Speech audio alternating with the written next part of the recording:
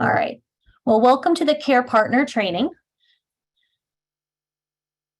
And just a reminder, with Insight, our mission is to provide specialized care, support, and education for individuals with Alzheimer's disease and other memory impairments and their families, caregivers, and the community through our Adult Day Health and Resource Center. Our vision, a community where those affected by Alzheimer's disease and other memory impairments can achieve the highest quality of life. Our Care Partner trainings that we do every month are geared towards family caregivers caring for a loved one at home. It's free and open to the public. And learn more about our organization and find upcoming classes at insightmcc.org. I am the Director of Education and Support, and I'm excited to have Dr. Farrah Daly here with us talking about understanding palliative care and hospice. She is a neuropalliative specialist in Northern Virginia. Her independent practice, EvenBeam Neuropalliative Care, LLC, combines principles of neurology and palliative care. The focus is to support people living with neurologic disease through three main elements: symptom management with a focus on day-to-day quality of life, guidance and preparation for future issues, and consistent physician advice from mid-stage illness through end of life. She completed medical internship at Yale New Haven Hospital in New Haven, Connecticut, and neurology residency at the University of Virginia in Charlottesville, Virginia. An experience with a family member's hospice care inspired her to pursue a fellowship in palliative medicine at Capital Hospice in Northern Virginia. She has worked for 11 years as a neuropalliative consultant and as a hospice medical director in the Northern Virginia region. She started EvenBeam Neuropalliative Care in March 2021 to better serve the community of people living with neurological illness. Welcome, Dr. Daly. Thank you. Thank you. I'm happy to be here. Thank you for inviting me, and thanks to those of you at home who have joined in. I am going to work on sharing my screen.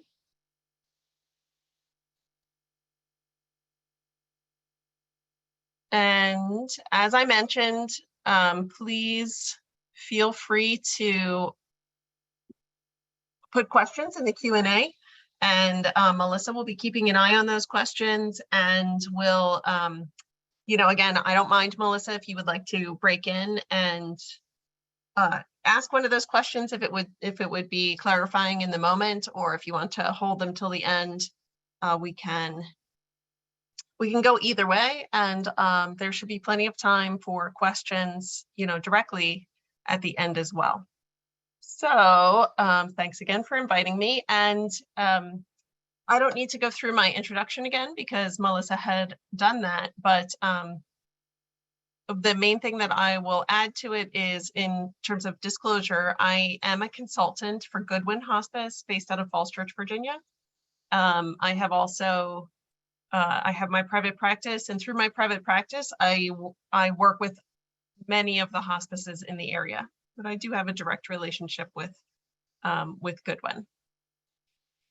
So the objectives of my talk today are to help you to understand the core skills of palliative care, as well as the services and core skills of hospice, to be able to compare and contrast them in terms of their characteristics and the timing, and to be able to find resources for both palliative care and hospice. So I like to start with this slide showing a quote from Dame Cecily Saunders, who's one of the founders of the hospice movement. She said, "You matter because you are you, and you matter until the last moment of your life. We will do everything we can to help you, not only to die peacefully, but to live until you die." And the main point I want to convey with this is that there is nothing about thinking about palliative care or hospice that is about giving up. A lot of times people make that assumption or have that idea from some of their experiences in the past, but it really is truly about having as much support as possible and about living as well as possible until the natural end of life. So here's a blank chart comparing palliative care and hospice: the who, the what, the when, the where, and the why. And by the end of our talk today, we'll have this filled out. So I'm going to start with describing palliative medicine. I might interchangeably say palliative medicine or palliative care. And even though hospice actually came first from a time period and chronological perspective, it just makes more sense for me to go through the talk describing palliative medicine first, and then I will describe hospice, and then we'll go back and compare the two again. So what is palliative medicine? It's a medical specialty that was recognized by the American Board of Medical Specialties in 2006. So you'll notice that 2006 is not that long ago. It is a relatively new formal medical specialty. It is an approach to care that focuses on improving quality of life and reducing suffering for persons affected by serious illness. There is intensive medical management of complex symptoms with a focus on improving day-to-day function and day-to-day quality of life, as well as psychosocial and spiritual support, and an affirmation and support of life, while also addressing death as a normal and expected process that's going to happen to all of us at some point, regardless of our underlying illnesses. Here is another way to look at palliative medicine, to think about not only what it is, but why someone might be interested in it.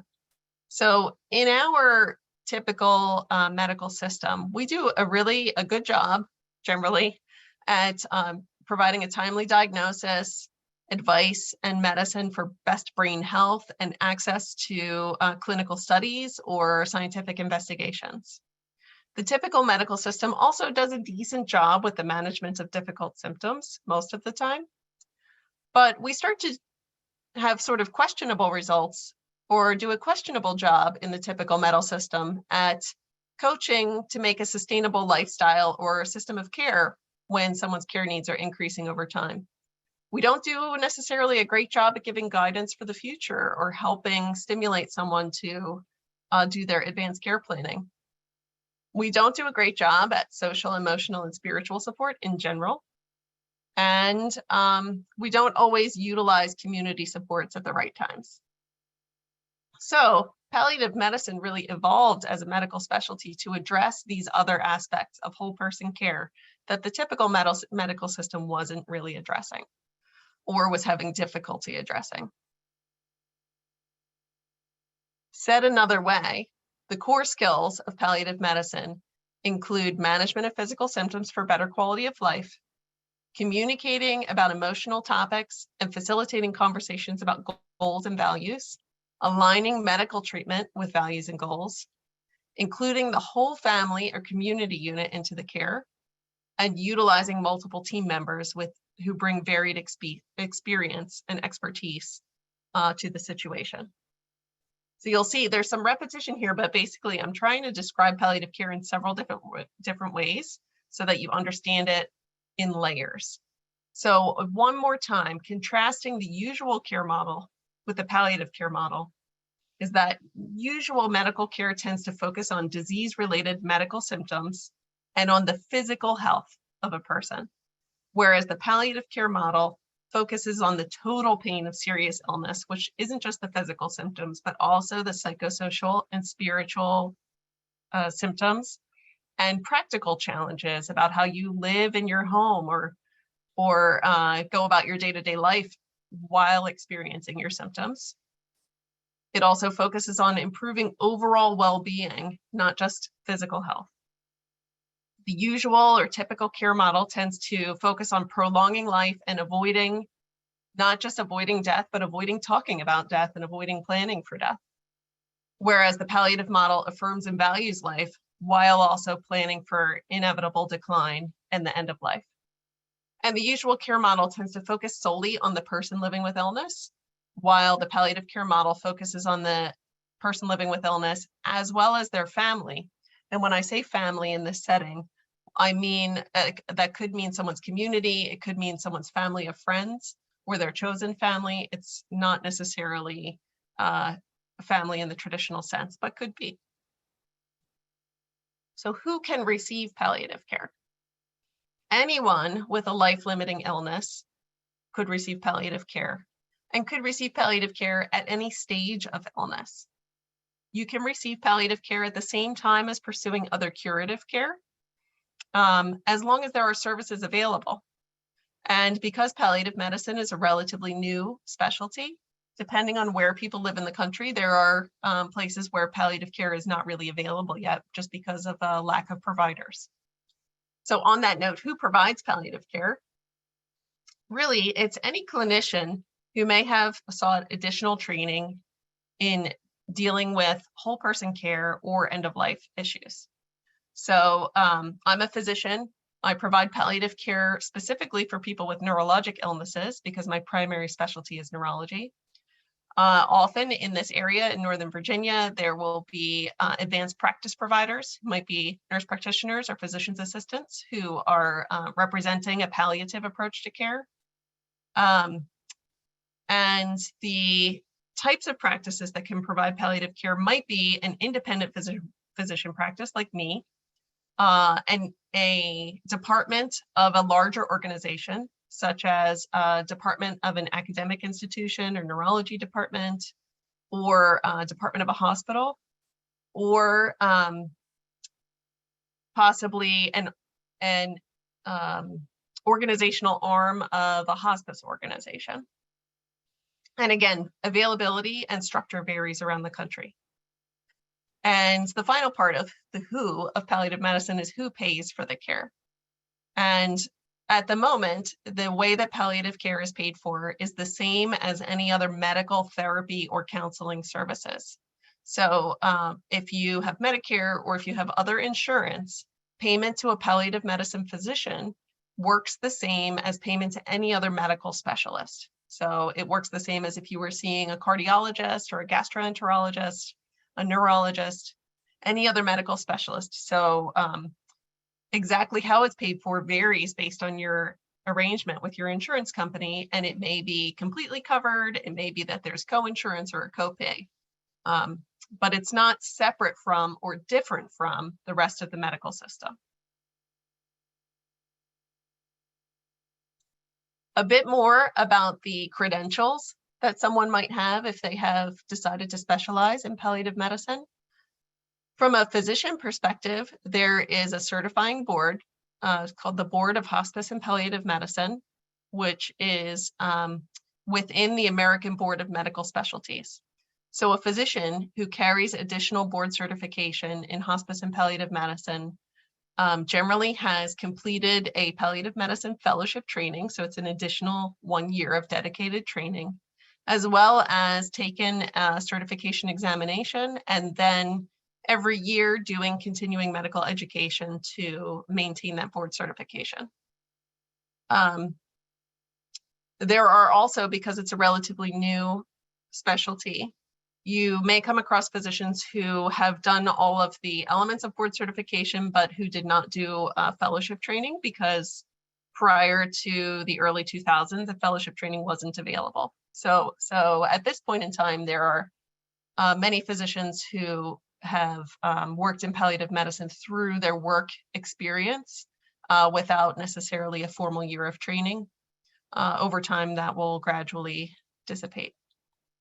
Nurses may be certified may receive a designation of Certified Hospice and Palliative Nurse, or CHPN, and advanced practice nurses can do a similar certification, which is at an advanced level.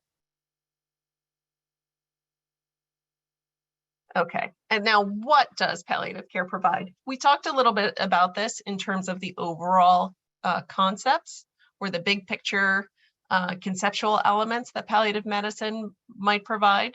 But now I want to get more into the logistics of what might be provided. And I have that work in progress icon on the screen because, again, because it's a new specialty, this can vary. It's not specifically defined, and it can vary based on the type of providers that are available in your local area or the other local resources. So here are some examples of possible logistical palliative medicine services. So the first one listed there is like what I provide. So I am an independent physician. I visit people either in their home or their care facility, and I coordinate with community resources that are separate from myself. So care managers, social workers, counselors, therapists, adult day centers, they're not necessarily incorporated with me as one team, but I actively collaborate with the other community resources. Now, there's also the possibility of, I'm going to skip a few bullets down.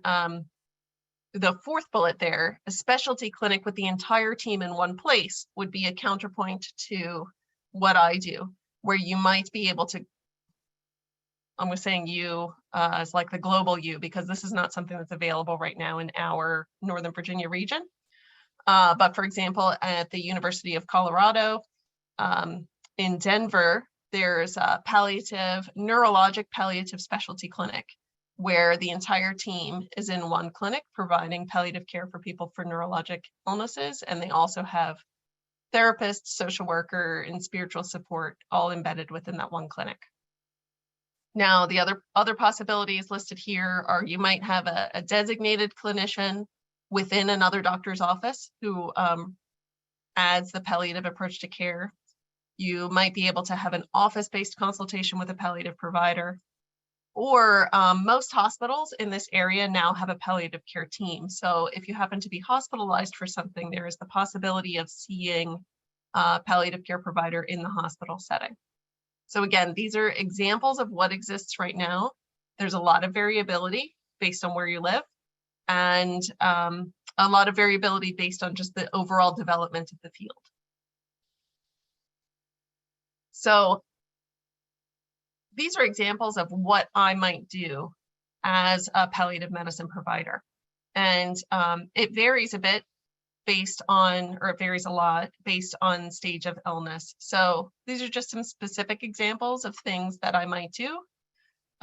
Early stage illness, I might be helping with emotional adjustment to new information, starting the process of advanced care planning or refining it now that people have new information about their illness, and doing a practical check on goals for future care. So as a palliative provider, if I meet someone in early stage illness, part of what I will do is ask them what are their plans for the future, not only in terms of what good things they want to do in the future, like what are their goals, and we can talk about if those are realistic and which things they should possibly do earlier versus later, but also what are their goals in the event that things get worse. And do they plan, for example, to stay home all the way through the course of illness? And we can take a look at, whether that seems realistic based on the level of support that they have from other resources. In middle stage illness, most frequently I'm asked to help with improving symptoms through changing medications or reviewing medications to see if there's anything that might be worsening the current situation. Also, I have here troubleshooting times of stress. And so what I mean by that is that sometimes people are just, feel like they're in a constant state of crisis, and they might come to me looking for a medication adjustment to ease that time of crisis. But what I try to do is actually take a global look at the big picture of what's going on. And sometimes the solution is not a medication. Sometimes the solution is a slight change to the care environment or a slight change to the level of care support. So troubleshooting times of stress, looking for potential solutions, is part of what a palliative medicine provider might do. And in late stage illness, one of the most important things there is reorienting to a high level view. Because what often happens for people is as an illness progresses, there are new symptoms or new changes that you need to adjust to. And caregivers can find themselves, or care partners, carers can find themselves kind of constantly down in the weeds of trying to figure out what's going on. So, constantly addressing and taking care of one problem and addressing and taking care of another problem and having a good day and enjoying that good day, but then addressing and taking care of another problem. And when you're in that phase, it's quite hard to take a step back and say, oh, what's the big picture view? Like, where am I in the trajectory of all that's going on? And what are my expectations for the future? So in late stage illness, sometimes I will help a carer step back from being down in the weeds and saying like, okay, where are we in the overall trajectory? What do I need to be prepared for next? And the value in that is not feeling blindsided or surprised by what's coming next. So that's the most common thing that I'm doing in late stage illness. Now you'll notice here that I have asterisks by a few things. So I put an asterisk by the items that are things that I think palliative care often does in the hospital. So in the hospital setting, a palliative provider might be most commonly working on improving symptoms with medication changes, and also reorienting to that high level view, usually in the setting of a crisis, because it's a crisis that causes the hospitalization in the first place. So when does someone need palliative care? And there's no universal right time when someone needs palliative care. This graph here, developed by Drs. Kluger and Glover, is just a schematic kind of showing that they put here palliative care needs on the vertical axis. I would describe that as like periods of stress. So when someone is first diagnosed with a new illness, there's usually an increase in the level of stress because there's new information that you have to incorporate into your life and into your plans for the future. There's a lot of uncertainty at that time. But then once those things are addressed, then the stress level tends to go down for a while. Then there are periods where the stress level increases again. And it's usually during times where someone's level of abilities changes. So it might be when things have changed enough that they're unable to drive, or then maybe there's a big shift when they're not able to handle being independent with getting dressed or being independent in the bathroom. And during that period, there tends to be a mismatch of what someone can do versus expectations about what someone can do, versus what resources are available, and the stress level goes up. And so each time the stress level goes up, that might be a time where palliative medicine or palliative care can help in terms of troubleshooting and bringing that stress level back down. And then you get into the longer increase in needs toward the end of life. And that's the time when people commonly think about palliative care, or more commonly think about palliative care, where it's just kind of like every day is a new adjustment. And there are a lot of psychosocial and spiritual needs, as well as physical symptom needs. And so as you're approaching the end of life, all the way through the end of life and through the period of bereavement, the stress level tends to be higher, and the need for or potential benefit from palliative medicine tends to be higher. So that's when people are commonly thinking about it. But it's important to recognize that all the way through to the illness, there are kind of discrete points where the stress level might go up and palliative medicine might be helpful. These are some questions that are helpful, I think, for people to maybe think like, oh, if maybe palliative medicine would be something that would help me right now, is like, I say, when something is missing. And this is actually a concept that was introduced to me by one of the folks at Insight, was the idea that they kind of kept seeing their neurologist, and the visits were fine. There wasn't any particular problem. It was a good, caring doctor, but like something felt missing. And every time they left those appointments with a person that they liked, they just felt like something was missing. And, that something missing is likely to be one of those other elements around the circle of whole person care. So maybe their symptoms were being addressed and like they had been diagnosed well, but they just kind of had this vague sense that something was missing. And that something missing might have been like taking a minute and thinking about a roadmap for the future, or taking a minute to check in on the psychosocial needs, or connecting to community resources. So if people are having the nagging feeling that something is missing, that may be a time to reach out to a palliative care provider and see if that's where the missing item is. Another time I'd say is when you're stuck. So if you kind of keep having the same problem, you keep going to the doctor or to the primary care doctor or the neurologist with this like same problem over and over again, and you get maybe different solutions, but the problem is never going away, and you're just feeling stuck on this thing. I think that's a time when it can be helpful to reach out to palliative medicine, because we sometimes look at things from a more global perspective and can identify the problem from a more holistic point of view to try to find a solution. When the strain is high is clear, that's something I already talked about. And then I would also say when people feel like they're in a constant state of crisis, those are times where palliative medicine might be helpful. Where is palliative medicine provided? So again, as I explained before, this varies.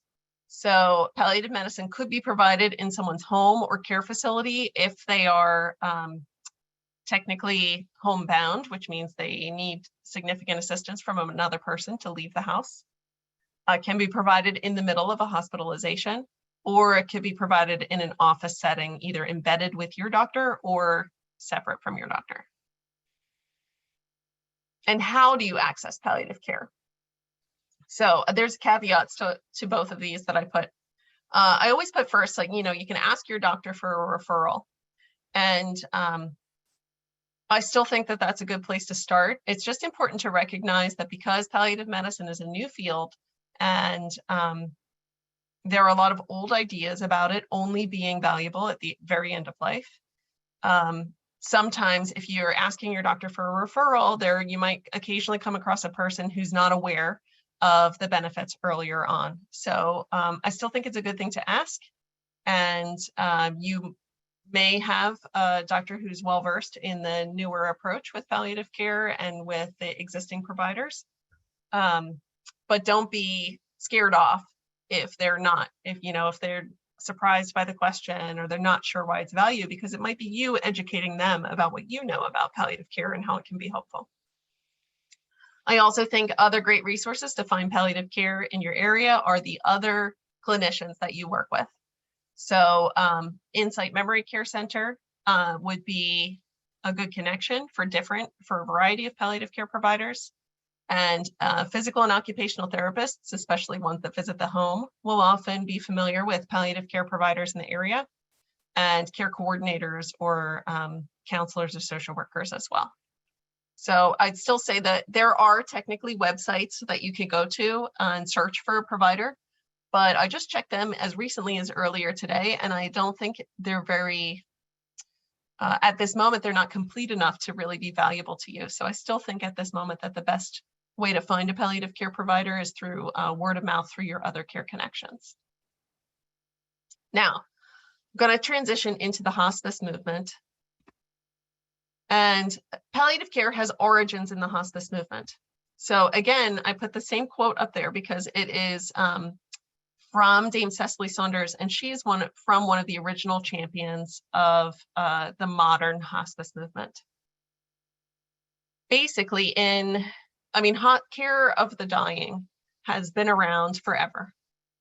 But in the 1970s-ish, champions like Dame Cecily Saunders basically recognized that people were so excited about new diagnostic tests and new treatments and new medicines that the whole medical field was quite wrapped up in all the things that we could do something about, and that the people who were dying were kind of getting ignored. And so the modern hospice movement recognized that even when people were dying, they needed diligent and scientific attention to their symptom management, that they needed attention to psychosocial and spiritual distress, that the whole family or community around a person was experiencing strain and needed attention, not just the person living with or dying from illness, and that care was better if it incorporated a team who had different areas of expertise. And so hospice started in the 1970s, and basically that grew the palliative movement. So because it made sense, actually, can I go back?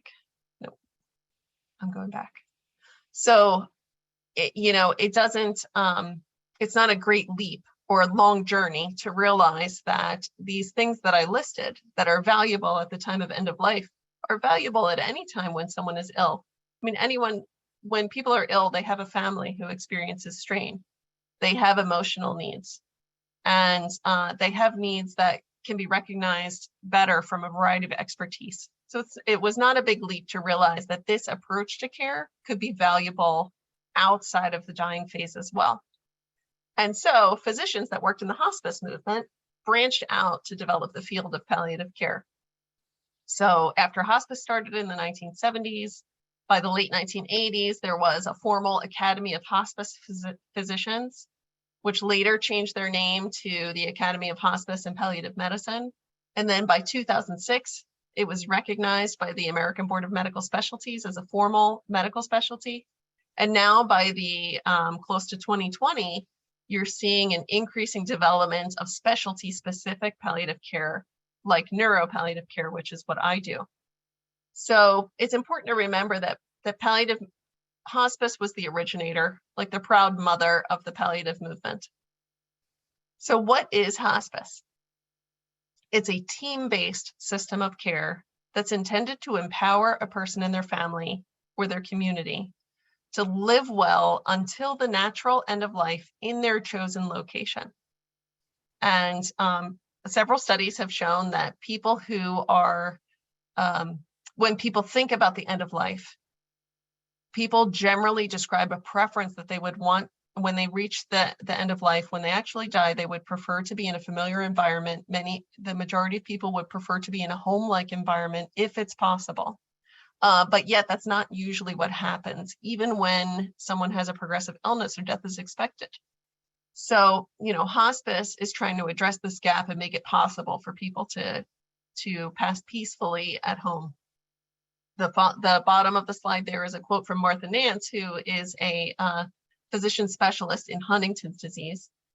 And I like this quote from her, which is that hospice care allows the person with neurologic illness and the family to experience death as expected, comfortable, and peaceful outcome of disease. What does it actually provide? So you can tell that this slide is much more specific than when I described what does palliative care provide. Because when I describe what palliative care provides, I'm describing big conceptual topics, and the actual nitty-gritty of what is exactly being provided varies and is still being developed. Whereas the hospice system is actually defined by regulation in the United States. And so there are specific answers as to what any hospice organization is required to provide. So they provide equipment to make an adaptation at home easier. That could be like wheelchairs, hospital beds, bedside tables, commodes, that durable medical equipment that people need as their mobility is changing. Hospice provides medications to improve quality of life or to treat difficult symptoms. That means they provide it, they pay for it. They provide nursing visits to where a person lives and physician oversight, possibly with physician visits or advanced practice provider visits in the home. There's 24/7 phone support and the potential for urgent nursing visits if it's necessary. So the main concept there is that there's an alternative to going to the ER if something's going wrong in the middle of the night. If someone has hospice support, they can call at any time of day and someone could come out to the house to help troubleshoot what's going on. It's also defined by regulation that hospices have to have a certain percentage of volunteer work. So there are volunteers that assist with hospice operations, and prior to COVID, I would say regularly came to either provide social support or to provide help to families with other tasks. Now, since COVID, there have been some changes in the way volunteers get involved, but they're still definitely involved in hospice operations. There's spiritual and counseling support that involves the entire family, not just the person living with illness, as well as bereavement support for at least a year after a person has died. Now, at the bottom of this slide, I list 3 things that hospices might provide. So the ones at the top are things that all hospices should provide, regardless of the organization. The things at the bottom are kind of like, I don't want to say extras, but I can't think of a better word right now. So they're ways that a hospice might distinguish itself or vary from another one in that they might also provide targeted physical, occupational, and speech therapy when needed. They generally all provide nurses' aides to help with bathing or other hands-on care, and they might vary in the amount or frequency of nursing aid support they will provide.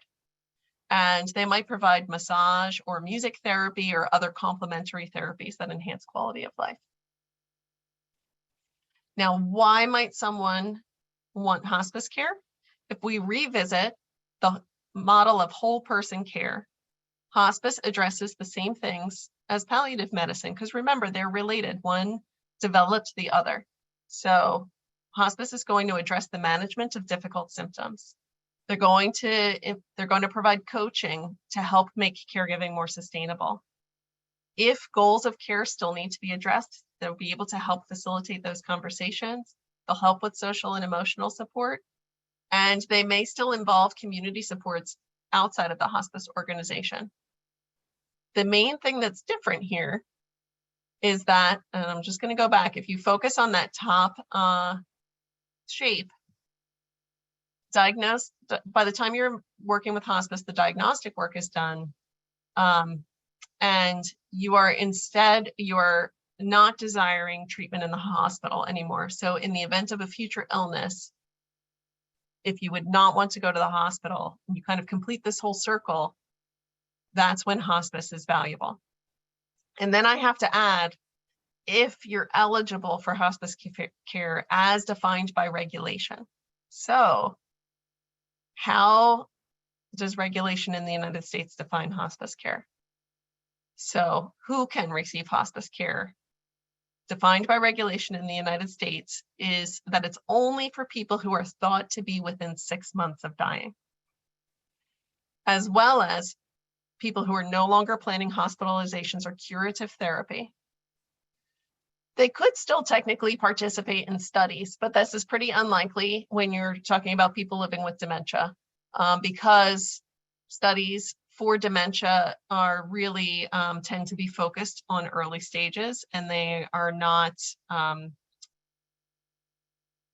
people are generally not eligible for studies by the time they're in late stages. But so that you know, for other people that you might be talking to or working with, if someone is sick with cancer and is participating in a study for cancer treatment, they might also be able to have hospice care at the same time. Who provides hospice care? This is a bit of a repetition, but it's provided by a team of clinicians, and it's defined by regulation. The team is always going to include a nurse, a doctor, social worker, spiritual support, and a volunteer. The team may also include therapists, nurses' aides, or complementary medicine providers. Dr. Daly? Yeah, go ahead. One of the questions you have listed on there, people are thought to be within 6 months of death, but can people be on hospice longer? Yes, and I will definitely address that. That's coming up shortly. Yeah, thank you. That's a great question. So who pays for hospice care? Hospice is a system of care that changes the way that care is paid for. It's 100% covered by Medicare Part A. And then the Medicare Part A does not cover, the things it used to cover in terms of hospitalizations, but it shifts to covering hospice care, and the hospice care is 100% covered. Many private insurers will follow the Medicare model. Some do have extra restrictions or extra benefits. So if you have a private insurer and don't have Medicare, it's important to check in with the insurer and find out exactly what the hospice benefit is. Let's see. Okay. I'm going to get more into the timing. I wanted to not delay too long before I got to the timing. So just so I don't skip this slide altogether, where is hospice care provided is mostly in a person's own home or the care facility where they're residing. There's a small amount that might be provided in a hospital or a hospice hospital type setting, which would be called inpatient care. And residential hospice would be like where someone kind of goes to live for many months with hospice care in a care setting. A professional care setting is actually not available in Northern Virginia. The closest one that I'm aware of is in Baltimore, and it's always full. So when? So this is going to get into that timing, that question about timing, because it's not as straightforward as it might seem. So when is someone thought to be within 6 months of the end of their life? The way the regulation defines this is two physicians certify that a person is likely to be within the last 6 months of their life if the illness continues on a typical course. There's a lot of uncertainty in the statement, and I want to call attention to that. So likely to be within the last 6 months of life, not definitely, not for sure, because we really don't know. We are not that good at predicting, especially in neurologic illnesses, particularly in dementia. We are really not that good at knowing exactly how much time someone has to survive. So it is likely to be within the last 6 months of life. And if the illness continues on a typical course, because sometimes what happens is a person is kind of in a spiral of getting worse, and it seems like all indicators are pointing towards the end of life coming. But when they get nice, holistic, inclusive care from a hospice organization and the stress level goes down, then people can do a bit better for a while. That's actually what we like to see happen. And so, that's a time where the course of illness is actually changing a little bit. So my point here is that the regulation recognizes that there's uncertainty. And if someone is suggesting hospice to you as a carer for your loved one, it's important to know that there's uncertainty in this. It's not definitive. It just means it's possible. So you could be eligible for getting all of this support because it's possible that your loved one is within the last 6 months of life. Dr. Daly, we have a comment. One of our people in the audience said that her mom's been on hospice 2.5 years and recently just moved to palliative, which I hear a lot of as well. Yes. So what happened there is 2.5 years. Let's see. I don't have a slide that addresses the recertification process because it's further into the details. So I'll just put this slide back on and just talk about it for a second. So, no, you know what? Let me go to one-on-ones that I have at the end.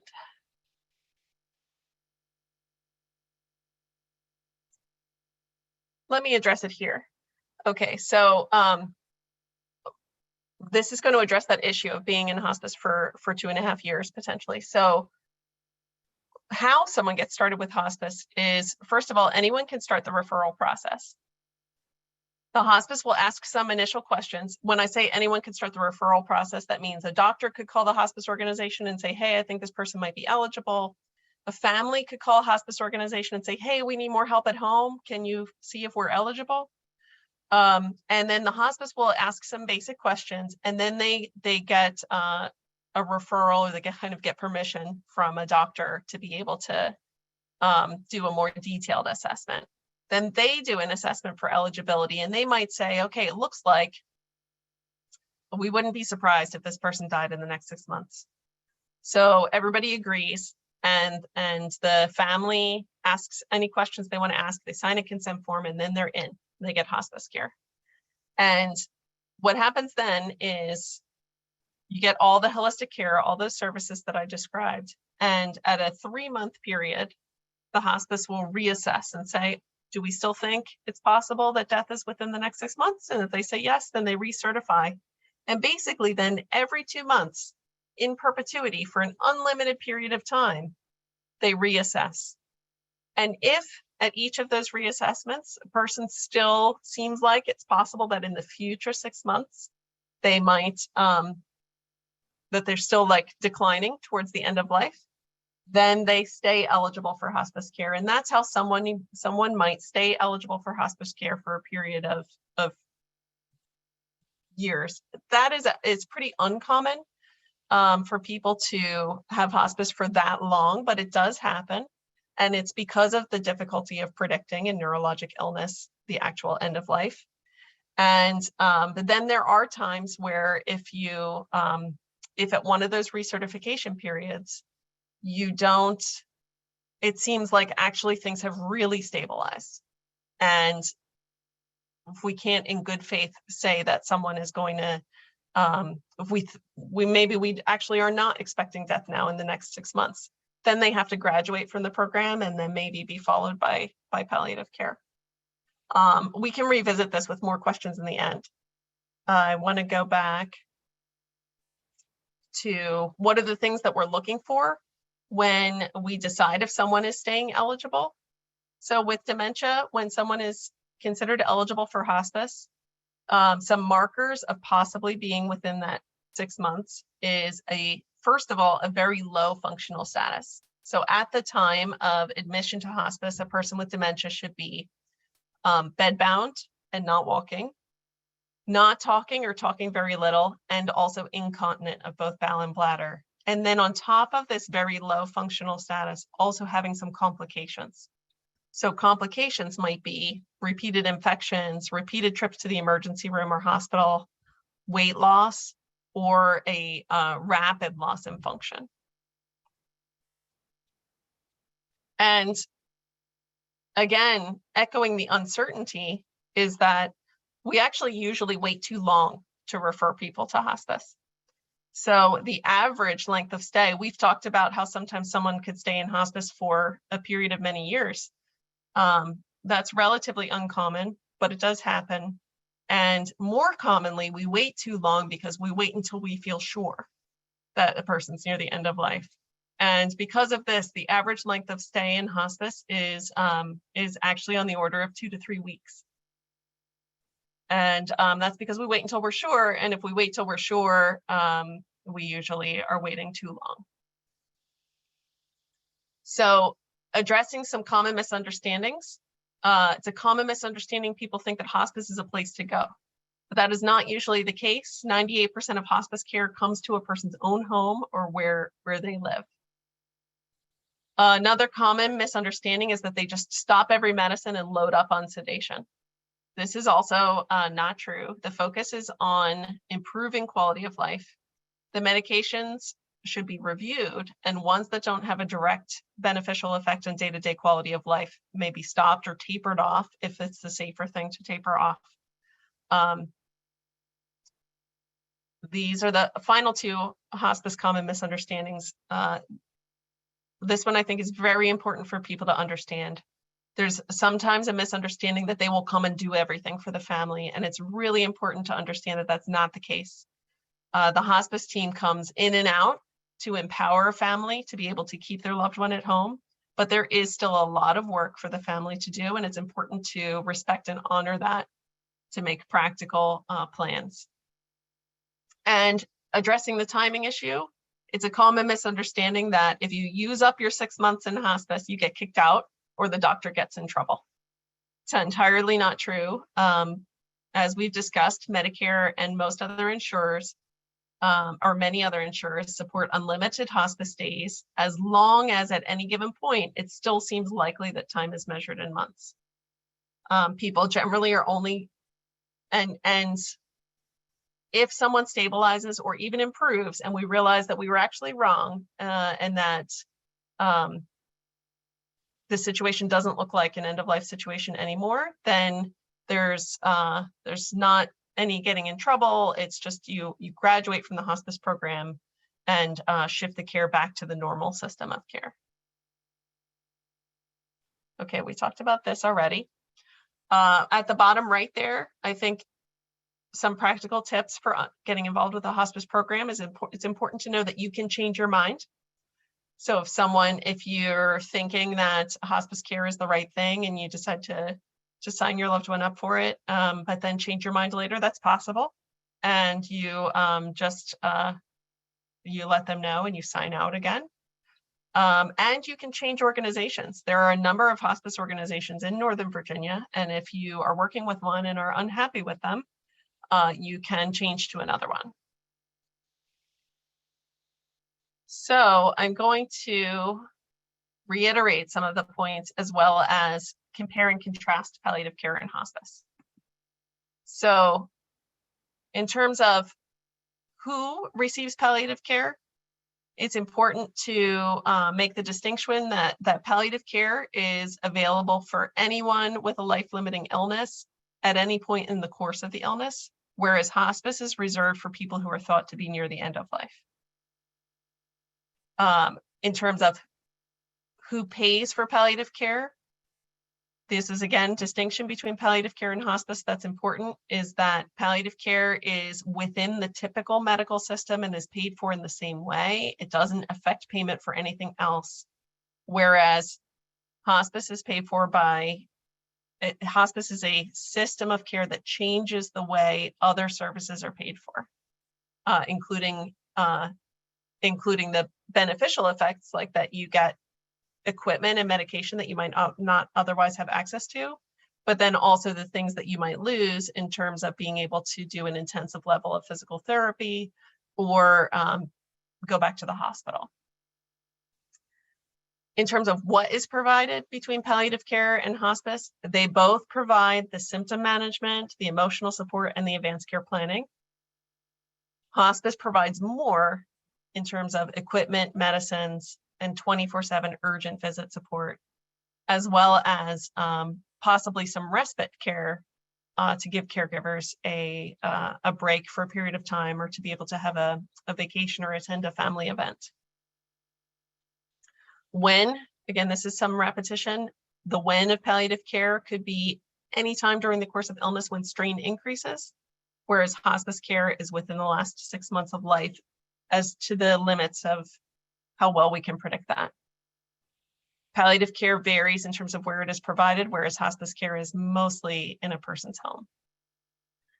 So I like to finish with a look again at this whole person model, because even separate from these specific symptoms, I encourage people to think about their medical care, not just in terms of the medicines and their diagnosis, but also all these other parts that go into successfully living with illness or caring for illness in your home, and checking in with yourself to see if you're getting the support you need in each of these individual elements.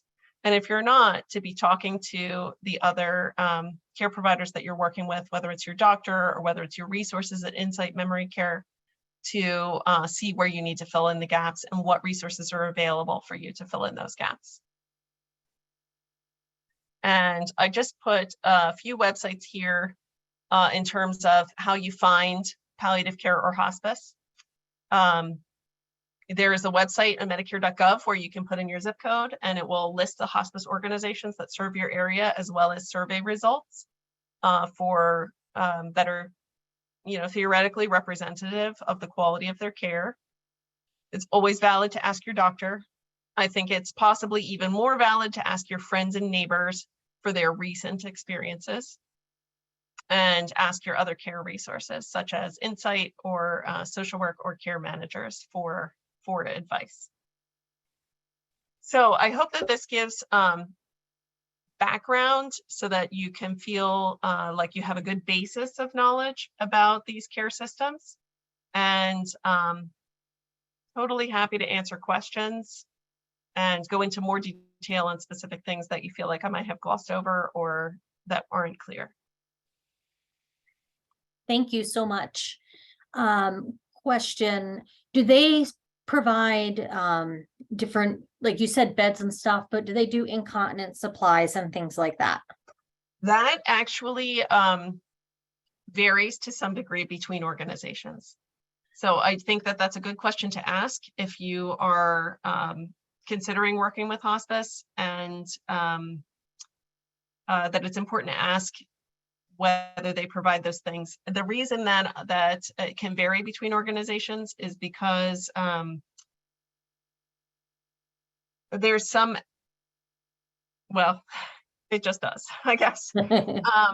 There's some times where people are have difficulty with incontinence related to a problem, and it's been like long ongoing and it's not new at the end of life. And so some hospices make an argument not to provide those supplies on that basis, but others do. I think a common problem is that they might provide those supplies, but not the type or quality of what people like to have. So it's a good question to ask. I know since COVID, a lot of them stopped doing the wipes, but they would do everything else, which I thought was interesting. And that's the one item they stopped covering. Yeah. The other thing that is often more often not covered, I would say. Yeah. That's important to know is like things that you normally have to buy as a just even someone without illness. So like like soap, body wash, lotion, shampoo, that sort of thing, they are generally not provided. Yeah. So we have a question here. For someone in an assisted living facility, what are specific benefits of palliative care on top of what the facility itself provides? So I'll try to address that question. That's a great question, and I'll try to address it for both palliative care as well as for hospice, even though the question was only about palliative care. So I think in an assisted living facility, it's what happens when someone goes to an assisted living facility is more people are getting involved in the care. And that can be a good and a bad thing. It's a good thing, and because it's distributing, I mean, the whole reason people go is because it's more work for the care. And so you have more people there who are dedicated to doing that work. That also means that that's more people where you may need to advocate about the care plan and advocate about making the medical care plan match up to a person's individual goals and values. So as a palliative consultant, when I see someone in an assisted living facility, the things that I'm doing are educating the staff about a person's particular neurologic illness, helping to enhance understanding of the neurologic symptoms, particularly when there are problems with language, as well as problems with irritability or aggression, and really trying to make the care plan or the medications to address those symptoms more elegant in terms of targeting specifically the symptom that's troublesome, as well as making sure that there's not something from the care environment that's exaggerating or worsening that symptom. So those are all the things that a palliative care provider might do in an assisted living setting. A hospice team coming into an assisted living setting is helping to make sure that the care team in place understand illness progression as it approaches end of life, helping to call out changes and make sure that both the family and care team are aware of them, and advocating more for comfort. So in professional care settings, it's actually been studied and established that discomfort is often unrecognized. Maybe often is not the right word, but frequently under-recognized in professional care settings. And so having dedicated palliative medicine or hospice can advocate further for comfort. We had a comment, just a reminder for others, equipment has to be picked up by hospice and new equipment has to be brought by palliative, or if you graduate, it does get taken back. You can't keep it. Sometimes families don't know that. That I think, right.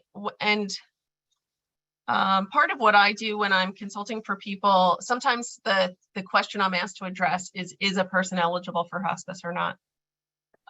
And so that's part of what I do in my work. And so when I'm involved in a situation that I try to make sure families understand the uncertainty. And there's times where I feel pretty sure that the person's going to be eligible for hospice, and I feel pretty sure that there's not going to be a plateau. But there's other times where I feel like it's in the gray area and I feel like the uncertainty level is higher. And so part of what I try to do is make sure families are prepared for the possibility that there might be a future graduating from hospice. Yes. And if you change from one hospice organization to another, if you're unhappy with one, you would have to change out all the equipment from one and bring in the equipment from the other. If you move from hospice to palliative care, you actually change all the equipment out and then have to source the equipment through the normal medical system, which can be pretty burdensome. Also, when you were mentioning the physical therapy and occupational therapy, obviously you can't do regular physical therapy if it's been decided with hospice that you have 6 months or less, but what can you get from PT and OT if you're on hospice? Exactly what you can get is going to vary to some degree between organizations. So I think when people are choosing an organization, if therapy is important, that's a good question to ask, because some organizations will support therapy more than others.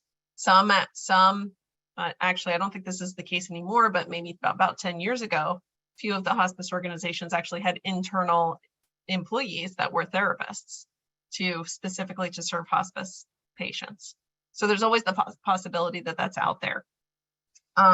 Most commonly, your therapy with a hospice organization is going to be to address a specific question, either in, I would say most commonly, caregiver education for safe transfers, or a seating assessment if a person's having discomfort that seems to be related to either the hospital bed or wheelchair. Then hospice might engage therapy to come do a seating assessment and improve the equipment for comfort. Or a specific question related to improving function for quality of life. So there may be, particularly when someone is referred to hospice after having recently been in the hospital or recently had an infection, there is the possibility that there might be some improvement of function after that illness. And so a short course of physical therapy within the hospice program is something that, that as a physician, I advocate for, and some hospice organizations will do it and others don't. Thank That you. makes sense? Was that clear? Yes. Yeah, okay. I actually had a case where someone was very hard to transfer. And so I was able to get hospice to assess for a sit to stand because the community would not use a Hoyer lift. And then he was also leaning in his wheelchair. So they assessed him and we got bars on either side of the wheelchair so that he could still sit up straight and be social. Yeah. That's commonly, yeah, I think that's a good example of like the seating being assessed for best comfort. Well, I don't have any more questions in the Q&A unless anyone is in the process of typing. But we would like to thank you for being on. And just a reminder to everyone, if you want to see our talk next month on ambiguous loss, you can go onto our event calendar. We also have a caregiver boot camp on December 1st as well about holidays, because holidays can be tricky with someone going through this journey. And that will be in person in Sterling. So feel free to look on our event calendar and sign up for any of that. But we thank you all for being here and we look forward to seeing you next month. And we do apologize for the technology issues. This is recorded and we will get it on the website as soon as possible. Thank you. Thanks, everybody.